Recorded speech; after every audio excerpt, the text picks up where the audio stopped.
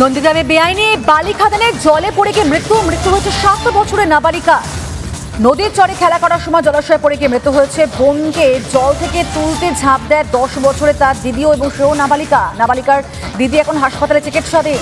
হলদি নদীর চরে সেখানে রমরমিয়ে চলছে বালি বিক্রি। নদী থেকে সাদা বালি তুলে ফেলা হয় নদীর চরে এবং পরে নদীর চর থেকে সেই বালি তুলে আবার বিক্রিও করা হয়। বালি তোলা এলাকায় তৈরি হয় এরকমই ছোট ছোট ডোবা। বর্ষায় সেই ডোবাগুলি পরিণত হয় ছোট ছোট জলাশয়। অর্থাৎ সেখানে কিন্তু মৃত্যুর আতঙ্ক।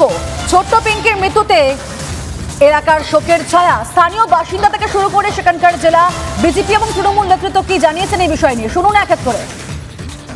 হয়েছে কি যে ওইখানে যে বালি খাদানটা এখানে অবৈধভাবে চলছে, ওইখানে খুব খারাপ অবনতি এগুলো চলছে।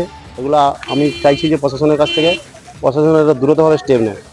এই বালি খাদান আজকের কোনো ঘেরা নেই, কোনো বেড়া দেওয়া নেই। আজকে এখান থেকে বালি তুলছে, এখানে নিকাশি নেই, একটা জল নিকাশি নেই। এই যে আজকে যে বাচ্চাগুলো হলো, এগুলো কে দায় নেবে? এই দায়ভারটা কে দেবে? আমি চাইছি যে প্রশাসনের কাছে দ্রুতভাবে এগুলো স্টেপ